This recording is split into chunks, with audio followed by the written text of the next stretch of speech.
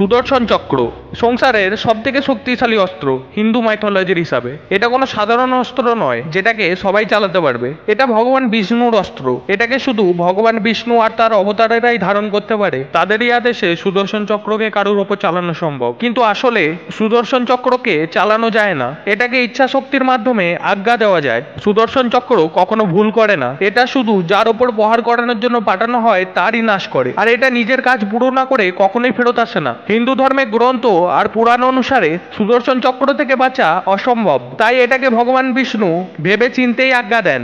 ভগবান বিষ্ণুর অবতার শ্রীকৃষ্ণ এটাকে শেষবার ধারণ করেছিল, তারপর এর কথা আর কোথাও উল্লেখ নেই। বন্ধুরা, আপনারা কি জানেন সুদর্শন চক্র এখন কোথায় আছে? শ্রীকৃষ্ণের দেহ ত্যাগ করার পর কি হয়েছিল তার সুদর্শন চক্রের? আজও কি এই চক্র পৃথিবীতেই আছে? এই সমস্ত প্রশ্নের উত্তর দেব আজকের এই ভিডিওতে। সুদর্শন চক্র ভগবান বিষ্ণু তর্জনী আঙ্গুলে আর তার অবতার শ্রীকৃষ্ণের কড়ি আঙ্গুলে একটি আংটির মতো দেখতে লাগে, কিন্তু এটা কখনোই স্থির থাকে না, এটা নিরন্তর ঘুরে যায়। তাই ঋগ্বেদে সুদর্শন চক্রকে সময়ের চক্র বলা হয়েছে। ঋগ্বেদ অনুসারে সুদর্শন চক্র আসলে কোনো অস্ত্রই নয়, এটা সময়ের চক্র যা নিরন্তর চলতে থাকে। কিন্তু প্রয়োজনে ভগবান বিষ্ণু এটাকে থামান। যখন ভগবান বিষ্ণুকে কোনো পাপকে আটকানোর থাকে তখন তিনি সুদর্শন চক্রের মাধ্যমে অতীতে গিয়ে অনেক জিনিসের পরিবর্তন করে দেন। শত্রুকে মারার জন্য তিনি অতীতে গিয়ে শত্রুর অস্ত্র কেটে নেন, তারপর আবার বর্তমানে এসে তার বধ করে দেন। এই সময় থেমে থাকে। শ্রীকৃষ্ণ ভবিষ্যতে গমন করতে পারেন আর সময়কে আটকেও রাখতে পারেন। যেমন অর্জুনকে মহাভারতের যুদ্ধে ভগবান শ্রীকৃষ্ণ গীতার উপদেশ দিয়েছিলেন, তখনও সময়কে থামিয়ে দিয়ে শ্রীকৃষ্ণ এটা করেছিলেন, আর আবার সবকিছু সেখান থেকেই শুরু হয়ে গেছিল। কিন্তু শিবপুরাণ অনুসারে এটা একটা অস্ত্রই ছিল যার 108টা ব্লেড ছিল, আর এটা কয়েক যোজনের দূরত্ব অতিক্রম করতে পারত। 1 যোজন মানে 8 কিলোমিটার। এর ব্যাপারে এত গভীরভাবে বর্ণনা এটাই প্রমাণ যে এটা একটা ভৌতিক অস্ত্র ছিল যেটাকে বিজ্ঞানের মাধ্যমে অনেক শক্তিশালী বানানো হয়েছিল। বন্ধুরা, শিবপুরাণ অনুসারে এটা ভগবান বিষ্ণুর বানানো অস্ত্র ছিল না, বরং এটাকে ভগবান শিব ভগবান বিষ্ণুকে আশীর্বাদ রূপে দিয়েছিলেন।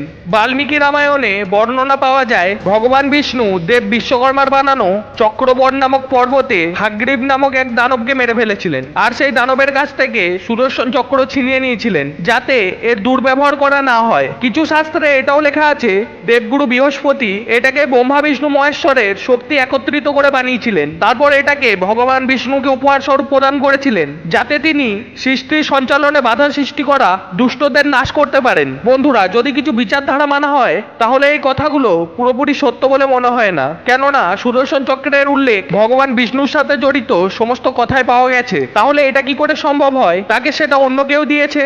তাই ভগবান বিষ্ণু নিজেকে চক্রধারীও বলে থাকেন, কেননা সে নিজেকে এত শক্তিশালী অস্ত্রের সঙ্গে জুড়েছেন। এখনো পর্যন্ত সুদর্শন চক্রের উৎপত্তি নিয়ে সব থেকে মানা হয় যে কথাটি, সেটা ভগবান শিবের সঙ্গেই জড়িত। সেই কথা অনুসারে একবার রাক্ষসেরা দেবতাদের জীবন এতটাই কঠিন বানিয়ে দিয়েছিল যে প্রতিদিন কোনো রাক্ষস বা খারাপ শক্তি দেবতাদের প্রতারিত করতেন। যখন দেবতারা এর কোনো উপায় খুঁজে পেলেন না, তখন তারা ভগবান বিষ্ণুর কাছে প্রার্থনা করলো তিনি যেন সেই রাক্ষসদের চিরজীবনের মতো শেষ করে দেন, তাতে ব্রহ্মাণ্ডে শান্তি বজায় থাকবে। ভগবান বিষ্ণু যখন সেই রাক্ষসদের মারার চেষ্টা করলো তখন তার মনে পড়লো অসুরদের তাদের ওপর হওয়া এই প্রহার ঠিক করার শক্তি আছে। তখন ভগবান বিষ্ণু বললেন তার এই কার্য সম্পন্ন করার জন্য ভগবান শিবের সাহায্য নিতে হবে। যখন ভগবান বিষ্ণু মহাদেবের কাছে পৌঁছালেন তখন তিনি গভীর সমাধিতে ছিলেন। ভগবান বিষ্ণু তার সমাধি ভঙ্গ করতে চাইলেন না, তাই তিনি শিবের উপাসনা করা শুরু করে দিলেন। তিনি জানতেন কখনো না কখনো তার মনের কথা ভগবান শিবের কাছে তো পৌঁছাবেই। অনেক বছর পর্যন্ত ভগবান বিষ্ণু ভোলানাথের তপস্যা করে গেলেন। এই সময় মহাদেবের পুজোতে ভগবান বিষ্ণু প্রতিদিন 1000 পদ্ম ফুল অর্পণ করতেন।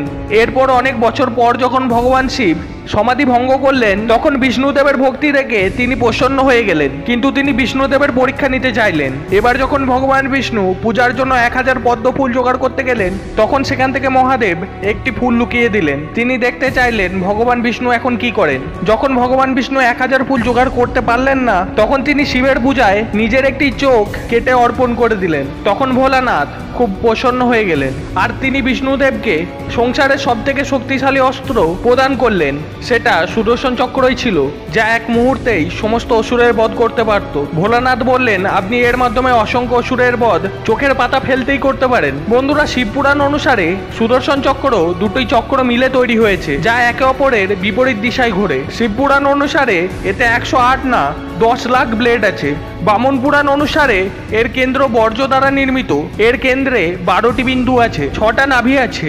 12টি বিন্দু 12 মাসকে প্রদর্শিত করে, আর 6টা নাভি 6টা ঋতুর প্রদর্শন করে। কিছু কথাতে এটা উল্লেখ আছে, ভগবান বিষ্ণু শ্রীকৃষ্ণ অবতারে গোবর্ধন পর্বত তুলেছিলেন, তখন তিনি তার নিচেতে চক্রের ব্যবহার করেছিলেন। এই চক্রের সাহায্যেই ভগবান বিষ্ণু মাতা সতীর 51টি খণ্ড করে 51টি শক্তিপীঠের জন্ম দিয়েছিলেন। বন্ধুরা, বিষ্ণু পুরাণে এর যে বর্ণনা আছে তা অনুসারে এটা এতটাই ছোট আর হালকা হতে পারে যা একটা তুলসীর পাতার মধ্যে ধরে যাবে, আবার এতটাই বড় হতে পারে যার তলায় পুরো ব্রহ্মাণ্ড চলে আসতে পারে। মহাভারতের শেষবার জয়দ্রথকে বধ করার জন্য অর্জুনকে সাহায্য করতে ভগবান শ্রীকৃষ্ণ এর প্রয়োগ করেছিলেন। তারপর কোনো গ্রন্থেই আর এর উল্লেখ পাওয়া যায় না। বন্ধুরা, মহাভারত অনুসারে শ্রীকৃষ্ণ যখন নিজের দেহ ত্যাগ করেছিলেন, সুদর্শন চক্র তখন তার দেহতেই মিলিয়ে গিয়েছিল। তারপরে না সেটাকে কেউ দেখেছে আর না কোনো কথাতে তার উল্লেখ পাওয়া যায়। এটাকে শুধু ভগবান বিষ্ণুর অবতারই ধারণ করতে পারে। তাই কলিযুগে যখন পাপ চরম সীমানায় হবে, তখন ভগবান বিষ্ণু কল্কি অবতার রূপে জন্ম নেবেন, আর তখন সুদর্শন চক্র